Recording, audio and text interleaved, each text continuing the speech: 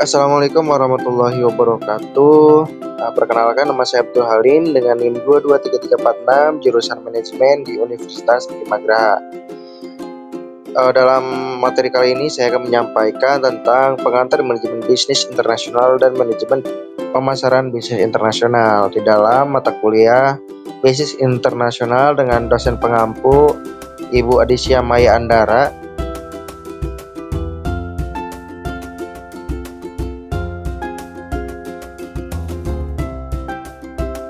Kawan-kawan, pembahasan pertama yaitu tentang pengantar manajemen bisnis internasional, sebagaimana yang sudah kita pelajari di hari-hari sebelumnya. Kawan-kawan, pembahasan wisata, perbankan, periklanan, konstruksi, perdagangan, dan lain sebagainya. Baik, memasuki pembahasan yaitu tentang materi ataupun pengertian bisnis internasional. Jadi bisnis internasional itu adalah bisnis yang kegiatan-kegiatannya itu melewati batas-batas negara ataupun transaksi antar negara. Nah, definisi itu tidak hanya termasuk seperti perdagangan internasional ataupun seperti manufaktur, kemudian industri jasa, kemudian seperti industri jasa yang berkembang di bidang-bidang seperti kemudian tahapan-tahapan dalam memasuki bisnis internasional. Nah, mungkin tahapan pertama seperti ekspor insidentil, kemudian ekspor aktif, kemudian penjualan lisensi, franchising, kemudian pemasaran di luar negeri, pun juga yang terakhir adalah produksi dan pemasaran di luar negeri. Nah, kemudian hambatan di dalam bisnis internasional itu apa saja sih, ya kan? Jadi hambatan dalam bisnis internasional itu seperti hambatan ketika kita memasuki bisnis internasional, yaitu seperti batasan kuota dan tarif masuk, kemudian perbedaan bahasa, sosial, budaya ataupun kultur, kemudian kondisi politik dan hukum dan kondisi hukumnya juga, kemudian hambatan operasional ataupun transportasi, kebijakan negara dan lain sebagainya.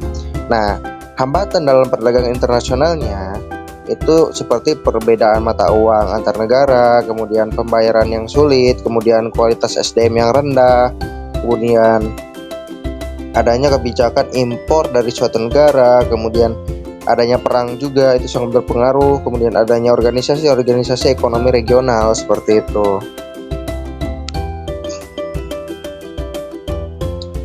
Nah, kemudian hambatan di dalam bisnis internasional itu apa saja sih? Indonesia itu memiliki peluang ekspor yang lebih baik, ya kan, mengingat kekayaan sumber daya dan berlimpahnya tenaga kerja yang dimiliki oleh Indonesia. Kemudian konsumen Indonesia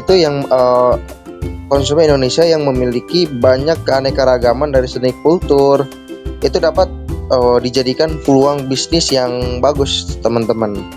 Kemudian poin yang terakhir, Indonesia itu belum terlalu banyak mempunyai produk yang mampu bersaing di pasar internasional, teman-teman.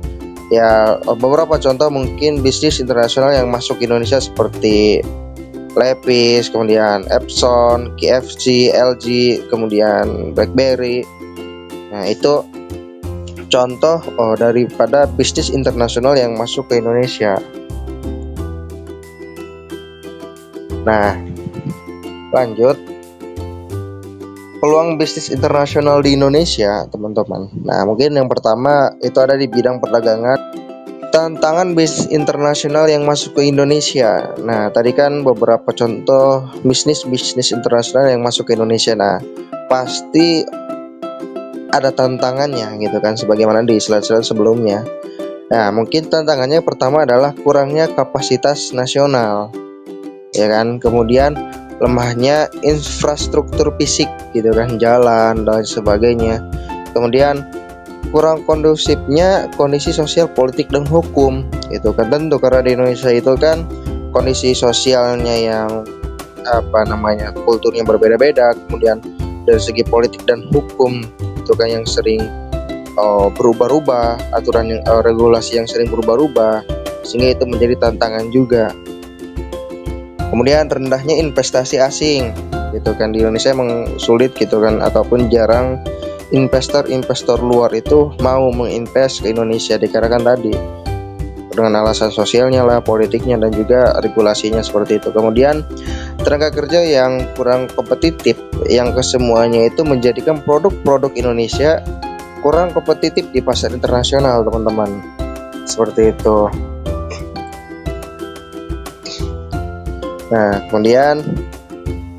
Nah, lanjut ke pembahasan berikutnya, yaitu tentang manajemen pemasaran ataupun manajemen pemasaran bisnis internasional, teman-teman.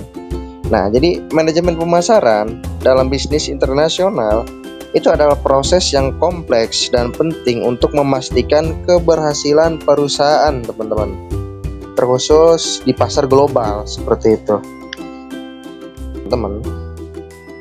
Nah, perdagangan internasional itu, dalam perdagangan internasional, teman-teman, yang merupakan transaksi antar negara, itu biasanya dilakukan dengan cara tradisional, yaitu dengan cara ekspor dan impor, teman-teman. Dengan adanya transaksi ekspor dan impor tersebut, maka timbul neraca perdagangan antar negara seperti itu. Nah, kalau misalkan pemasaran internasional itu merupakan keadaan suatu perusahaan itu dapat terlibat dalam suatu transaksi bisnis dengan negara lain. Kemudian perusahaan lain ataupun masyarakat itu umum di luar negeri. Transaksi bisnis internasional ini pada umumnya merupakan upaya untuk memasarkan hasil produksi di luar negeri seperti itu, teman-teman.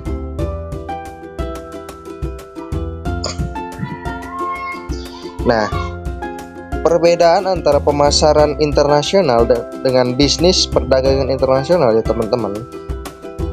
Nah, perdagangan internasional, poin berikutnya, langkah penting dalam manajemen pemasaran internasional.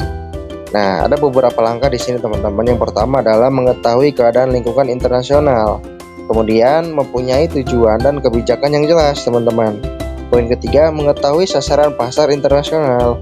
Tentu gitu kan, kita harus mengetahui target kita ataupun pasar kita di bidang apa dan cocoknya di mana seperti itu. Kemudian poin keempat, memiliki program pemasaran, dan kelima adalah mempunyai organisasi pemasaran seperti itu, teman-teman.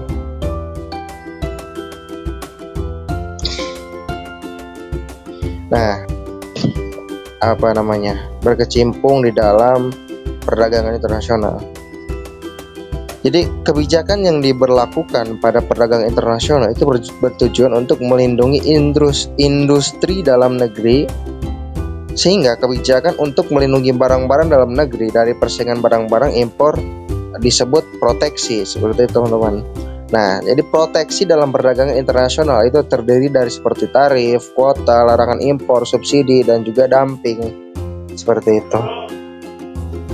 Nah, lanjut ke materi selanjutnya, teman-teman, yaitu hambatan yang dibuat oleh Indonesia. Nah, ini hambatan-hambatan yang ada di dalam Indonesia ketika kita cukup itu saja materi yang dapat saya sampaikan. Kurang dan lebihnya mohon maaf. Saya Abdul Halim dengan NIM 223346 izin pamit. Terima kasih kepada teman-teman yang sudah menonton pemaparan materi dari saya. Khairunas anfa'aminas, sebaik-baiknya manusia dan yang bermanfaat bagi orang lain. Assalamualaikum warahmatullahi wabarakatuh.